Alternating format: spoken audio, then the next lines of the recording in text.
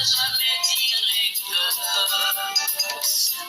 Mais pourquoi tu dis pourquoi mon Dieu accompagner les autres? Qu'ils soient des pauvres, j'ai des projets de bonheur et mon des projets de malheur.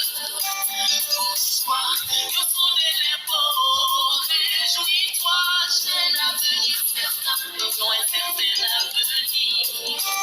Pour soi, mais qui t'a dit, ayant handicapé, ton âme est handicapée. Et qui t'a dit, ton pays a orphelin, pour aimer les alors ne dis plus, soyez avec l'espoir, donnez encore la foi. Qu'ils soient les beaux, j'ai des projets de bonheur, des projets de malheur. Pour soi, qu'ils sont les beaux, réjouis-toi, j'ai l'avenir de paix et d'espérance. Ok. Bonsoir à tous. La dernière fois, j'avais fait mon entrée avec un opus du Soufa qui était intitulé Devant. Aujourd'hui, j'écoutais religieusement notre reine du Matiko. Je l'appelle Sa Majesté la reine du Matiko, musique cérébrale et corporelle. Alors, c'est Chantal Taïba, évidemment, qui a des textes remplis de proverbes, de sagesse. Et parfois, il m'arrive d'écouter ces musiques et ses paroles surtout. Avant, je dansais, quand j'étais tout petit, je dansais comme ça sans véritablement faire attention à ses paroles. Mais maintenant qu'on a pris de l'âge, on se rend compte que ces textes sont véritablement profonds. C'est de la musique intemporelle. Merci beaucoup à notre reine du Matiko. Chers amis de Wake, je suis Georges Gras, votre conseiller en développement personnel. Alors, comme vous le constatez ce soir, c'est juste une pause, c'est un break. Le décor il est le même, mais la poursuite certainement vous dira que c'est après le boulot.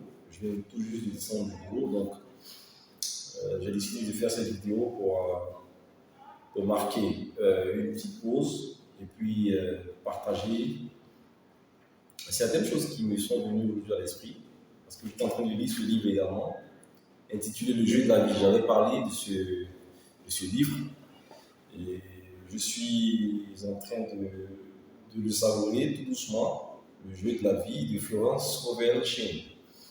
Il y a quelques petits passages que j'ai marqués comme ça qui m'ont apporté pas mal de lumière. Voilà. Alors, chers amis de Wake, la dernière fois nous avons parlé, et aujourd'hui nous sommes au rendez-vous. Une vidéo par semaine, c'est mon objectif. Une vidéo qui pourra vous apporter de quoi ajouter à votre témoignage et transformer également votre environnement. Sachez que Wake Up, l'objectif, c'est de pouvoir partager avec vous des témoignages, en général personnels, sur certains principes du développement personnel, en utilisant évidemment la loi d'attraction et également le principe de la foi. Ce soir, chers amis de Wake Up, je pense qu'il est quand même important que nous réfléchissions à certaines choses. Je ne vais pas vraiment long aujourd'hui. L'objectif, c'est d'attirer votre attention sur le fait. Et je l'ai appris à mes dépens également. J'ai découvert également cela dans ma lecture, après avoir vécu certaines expériences moi-même. J'avais dit dès le début que nous allons beaucoup parler de la foi et de la loi d'attraction, parce que dans le développement personnel, il y a beaucoup de choses, mais je préfère me spécialiser sur la loi d'attraction, parce que nous, en tant que jeunes Ivoiriens, en tant que jeunes Africains, nous avons besoin de ces deux éléments-là pour créer notre futur, pour tailler notre futur, pour nous offrir ce que nous voulons. Si nous avons ces connaissances en moins, il va s'en suivre beaucoup de dégâts, on va faire beaucoup d'erreurs. Et donc moi, je me suis dit comme ça qu'il fallait impérativement partager avec vous des témoignages basés sur l'utilisation de la loi d'attraction. Évidemment, ça va de pair avec la foi. Pourquoi? Eh bien, la loi d'attraction, beaucoup l'ont utilisée dans plusieurs domaines de la vie, dans plusieurs aspects de la vie. Et la loi d'attraction, je vous ai dit la dernière fois également que je ne suis pas là pour vous enseigner ce que c'est que la loi d'attraction, parce qu'il y a eu beaucoup de coachs, beaucoup de dévanciers qui ont enseigné. Ces enseignements sont disponibles sur YouTube. Vous partez, vous tapez la loi d'attraction, vous allez sur Google, vous tapez la loi d'attraction, vous allez voir plusieurs définitions, mais la définition qui, moi, me sied, qui, je pense, pourra aider quelqu'un à comprendre de la manière la plus simple, c'est que la loi d'attraction, c'est un pouvoir qui nous permet de créer notre avenir, en quelque sorte. Tout ce que nous voulons, nous pouvons l'obtenir. Mais cela se fait d'une certaine façon. Donc, beaucoup ont eu des choses dans leur vie du fait de l'utilisation de la loi d'attraction. Beaucoup l'ont utilisé inconsciemment, et c'est à ce moment-là que beaucoup de personnes parlent de chance. Beaucoup l'utilisent, en fait, peu sont ceux qui l'utilisent de façon intentionnelle, c'est-à-dire, comme ils veulent allumer la lumière, ils touchent l'interrupteur, ils savent qu'en touchant l'interrupteur, automatiquement, il y a la lumière qui apparaît dans la salle, qui n'a pas éclairé tout de suite. Voilà, il a la lumière. Donc, il y a des gens qui ont cette connaissance, qui utilisent la loi d'attraction pour pouvoir créer ce qu'ils veulent, pour attirer à eux tout ce qu'ils veulent. Et moi, je suis en train de faire des efforts pour expérimenter ligne sur ligne tous ces enseignements qui ont été donnés par ces personnes-là. Donc, je vous invite, comme d'habitude, à aller faire des recherches sur la loi d'attraction. En tout cas, moi, j'utilise la loi d'attraction, bien sûr, avec la foi. Et j'ai rendu témoignage la dernière fois de ma toute première expérience dans l'utilisation intentionnelle de la loi d'attraction. J'en ai rendu témoignage, j'ai essayé et j'ai obtenu un résultat. Et vous devez savoir que chacun a ses rêves, chacun a ses besoins. Tout le monde ne peut pas vouloir la même chose en même temps. D'accord? Mes rêves seront totalement différents des rêves de mon frère ou des rêves de ma soeur. Chacun rêve de quelque chose. Mais dommage, il y a d'autres qui se privent de rêver parce que pour eux, c'est certainement une illusion. Alors que tout part de là. Donc la loi d'attraction, nous devons l'utiliser de façon intentionnelle. Et cela s'apprend. Ça s'apprend tout comme on apprend une langue, tout comme on apprend une matière, tout comme on apprend une discipline quelconque dans la vie. C'est le pouvoir, moi j'estime que c'est le plus gros don que Dieu ait fait aux mortels, la connaissance de ce principe-là. Donc, que vous soyez chrétien, musulman ou que vous ayez une croyance quelconque dans la vie, vous devez savoir que voilà, croire en Dieu est une obligation pour nous en tant qu'humains. Et nous lui devons également, pour tout ce qu'il fait pour nous, nous devons lui vouer, d'accord, un culte, et de la manière la plus sincère. Mais ça n'a rien à voir avec ça. Croire en Dieu est impératif pour tous les hommes. Mais Dieu ne viendra pas créer notre avenir. Dieu ne nous donnera pas ce que nous n'avons pas demandé. Malheureusement, nous avons beaucoup de personnes qui croient que c'est en priant tous les jours, en importunant le Seigneur, qu'ils auront gain de cause. Non. Importuner le Seigneur sans savoir ce que vous voulez revient à dire que vous ne faites rien en réalité. Donc, prier Dieu pour lui dire merci pour tout ce qu'il fait, ça c'est important.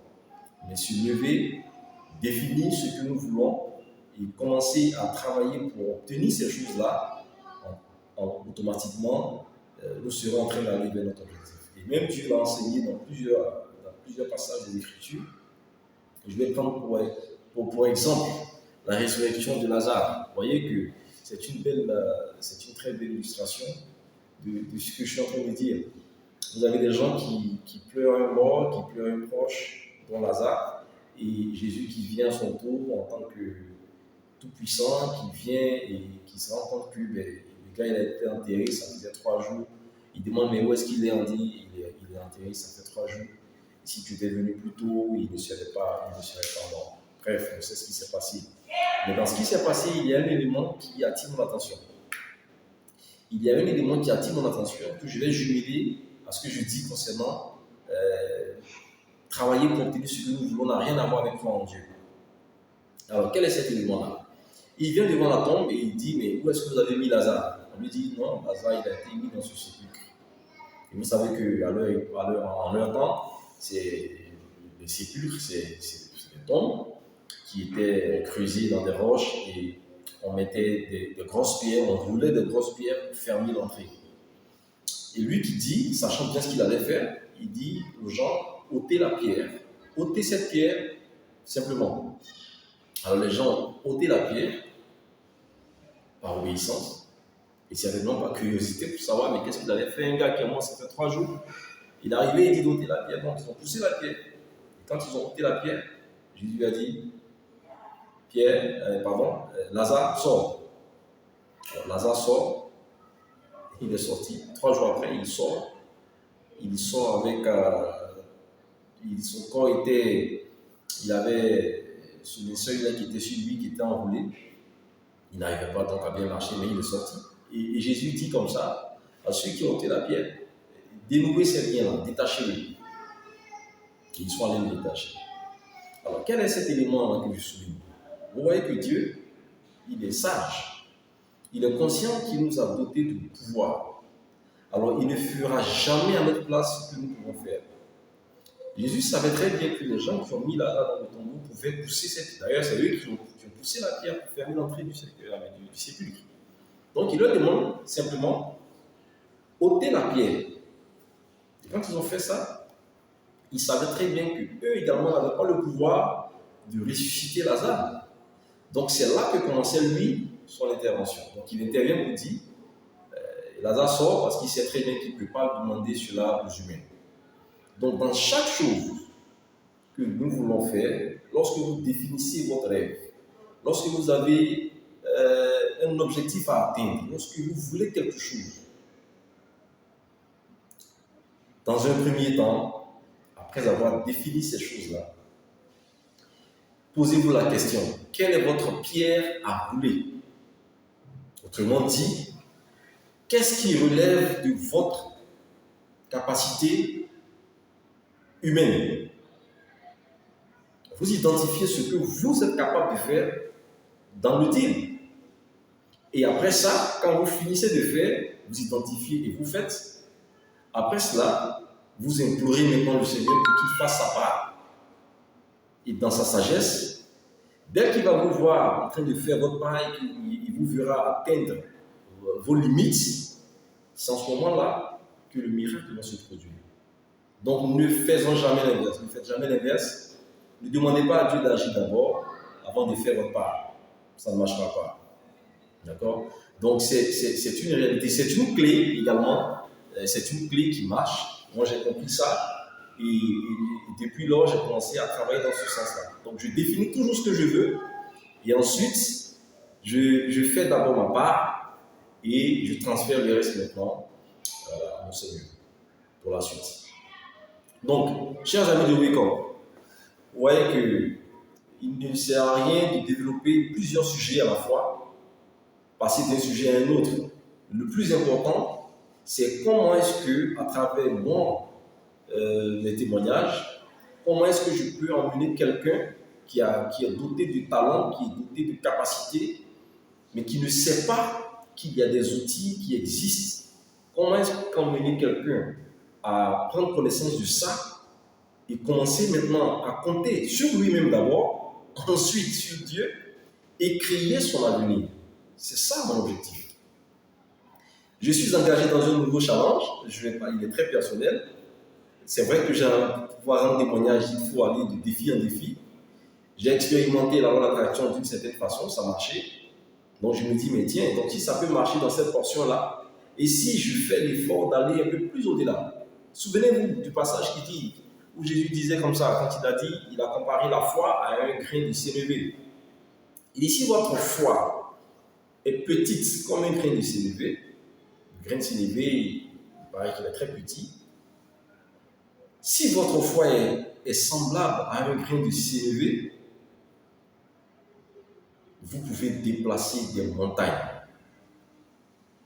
Vous imaginez des montagnes? Vous savez ce que c'est qu'une montagne? Je ne parle même pas là de but d'igname, je vous dis déplacer littéralement des montagnes. Alors, essayons pour les mathématiciens, la règle de 3 qui dit ceci. Alors, si la foi qui est semblable à un grain de sénévé a pour résultat la capacité de déplacer des montagnes, est-ce que vous vous êtes déjà posé la question, et si ma foi était semblable à une montagne, que pourrais-je être capable de faire alors? Si ma foi est aussi petite qu'un grain de sénévé et que cela peut déplacer des montagnes, mais et si ma foi grandissait pour atteindre la taille d'une montagne? Je me suis posé cette question un jour et j'ai commencé à rechercher dans les Écritures, est-ce que le Seigneur avait donné des limites à la foi, à la taille que la foi d'un individu pouvait atteindre? Je n'ai pas trouvé. Je n'ai pas trouvé. Je me suis dit alors, c'est que c'est une façon de nous dire que notre foi, qui a cette taille de grain de sénévé, si nous la travaillons, si nous l'utilisons régulièrement, elle prendra de l'ampleur. Et la taille peut aller jusqu'à atteindre la masse d'une montagne. Donc si notre foi est capable d'atteindre la forme, la taille d'une montagne, imaginez-vous ce que vous serez capable de faire. C'est de ça que je vais vous parler aujourd'hui, chers amis de Wake Up. Tu es un jeune Ivoirien, tu veux te lancer dans du business. Sachez que la loi d'attraction marche dans tous les domaines de la vie. La loi d'attraction marche dans tous les domaines de la vie. Mais ce principe-là fonctionne par la foi. Il faut utiliser la foi intentionnellement pour pouvoir élargir le champ de vision de vos rêves. Tout ce que vous voulez, vous veut.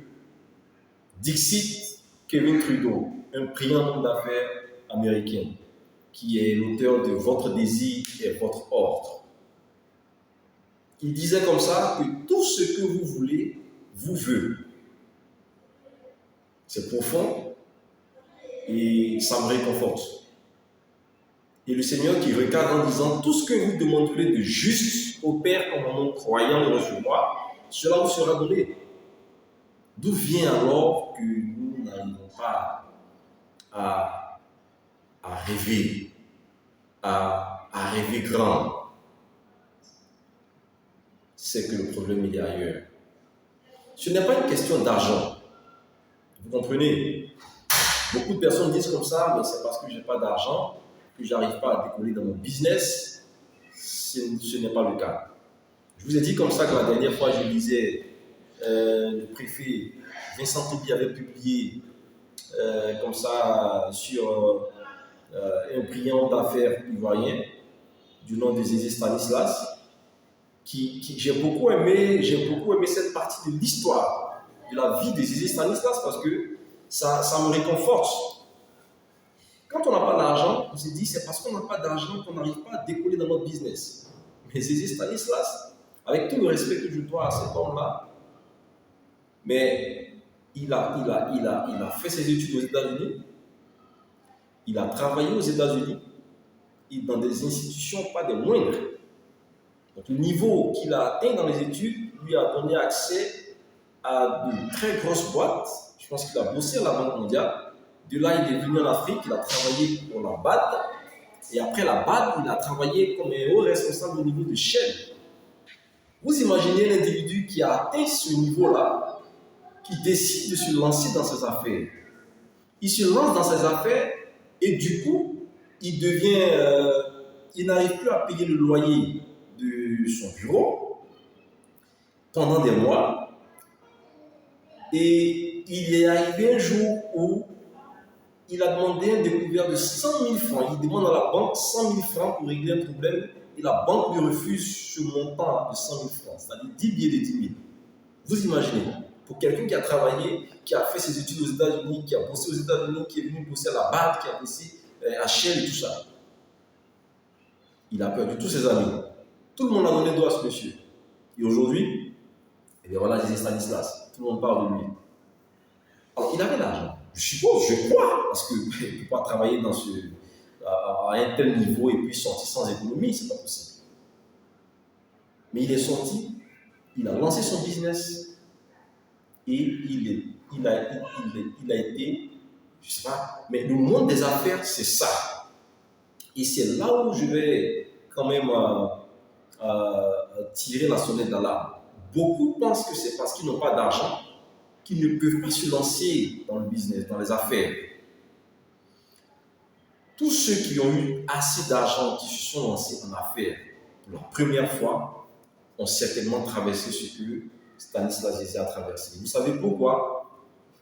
Parce que le monde des affaires va toujours exiger de vous ce que vous avez avant de vous offrir ce qu'il a.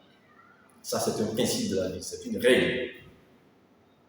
Jusqu'où vous êtes capable d'aller en termes d'efforts, en termes de sacrifice, en termes de connaissances, pour obtenir ce que vous voulez. L'une des erreurs que commettent la plupart de nos frères ivoiriens et africains, quand ils entendent que tel business marche, automatiquement, ils cherchent l'argent pour aller, ils vont prendre des prêts, ils vont voir des parents, ils vont convaincre tout ce qu'ils peuvent convaincre, mobiliser des fonds et se jeter dans l'activité. Dès que commencent les premières difficultés, automatiquement, c'est l'activité qui n'est pas bonne. Ou bien on va gruger par-ci, par-là. Alors, automatiquement, cet individu-là se replie sur lui-même, il arrête d'avancer. Il se dit certainement que moi, comme c'est moi, je suis arrivé au mauvais moment, donc automatiquement, il laisse tomber.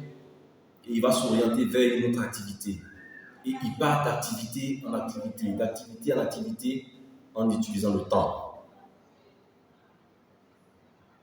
Pour faire les affaires, pour devenir riche, il faut faire les affaires. Et pour faire les affaires, ce n'est pas d'argent qu'il est question. Pour faire les affaires,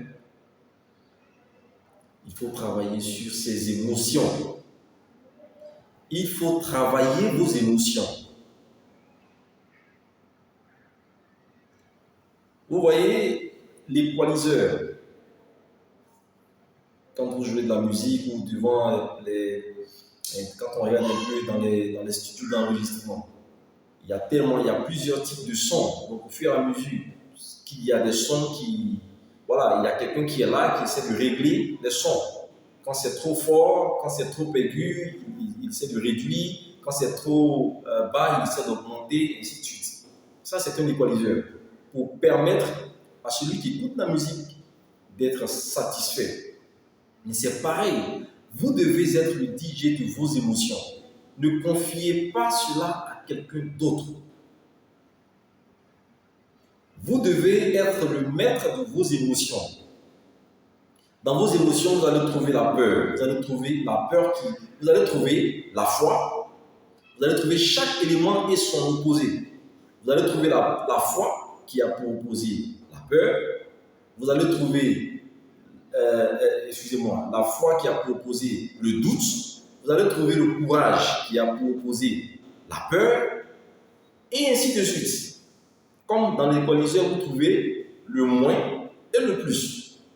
Donc, ce n'est pas une question, ne vous concentrez pas sur l'argent. Que vous ayez de l'argent ou pas pour entrer en business, ce n'est pas ce qui compte. Vos émotions sont les éléments sur lesquels vous devez travailler. Et quand on a la connaissance de l'utilisation de la loi d'attraction, automatiquement, moi je m'assois devant mon tableau de bord émotionnel. À quel moment je dois me lancer à la recherche d'un nouveau business? Souvent, ça fait peur. Mais j'utilise la foi pour battre cela en brèche, quand c'est le doute. Ou j'utilise le courage pour battre la peur en brèche. Et ça marche. Donc, chers amis, il est temps de vous réveiller. It's time to wake up. Jeunes Ivoiriens, jeunes Africains, levez-vous et commencez à faire le pas. Mais attention, il y a l'adage qui dit « Qui veut aller loin, ménage sa monture ». Ça veut dire quoi? Vous ne pouvez pas vous lancer dans le développement personnel ou alors vous lancer dans n'importe quelle activité quelconque ou vous lancer à la recherche de quoi que ce soit en utilisant la loi d'attraction sans avoir eu au préalable des connaissances, des témoignages à ce niveau. Il faut qu'à votre niveau, vous puissiez déjà commencer à exercer cela tout doucement et avoir des résultats. Ne vous concentrez pas sur la taille de vos résultats pourvu que ça marche. Pourvu que ça marche. Souvent, tu as de gros rêves. Dès que tu finis d'imaginer tout ce que tu veux obtenir, tu te rends compte que le lendemain, tu dois payer ton loyer et tu n'as même pas un sou. Tu continues dans ton rêve ou tu commences à t'inquiéter par rapport à ce qui va arriver demain. Pour quelqu'un qui gère bien ses émotions, il va mettre ce qui lui donne la peur là de côté, tout ce qui lui donne la crainte de côté, et puis il utilise ses règles, il utilise tout ce qui va lui permettre de se sentir bien pour avancer. Et quand demain va arriver, on verra ce que demain va apporter. Et je pense que là aussi, il y a un passage dans les Écritures qui dit que ne vous inquiétez pas du lendemain. Ça, c'est Jésus qui l'a dit. Jésus-Christ qui l'a dit. Ne vous inquiétez pas du lendemain, car le lendemain aura soin de lui-même. Ça ne veut pas dire d'être irresponsable. Ça veut simplement dire de ne pas laisser vos émotions, d'accord, se développer dans l'aspect négatif. Soyez maître de votre tableau de bord émotionnel. Soyez maître de votre équaliseur émotionnel. Apprenez à connaître vos émotions. Tout ce qui vous fait peur, il y a son opposé. Donc, chers amis, voilà ce que j'ai voulu partager avec vous aujourd'hui dans Wake Up. Et un tout petit conseil. Ce qui, moi, m'amène à aller de step en step, d'étape en étape.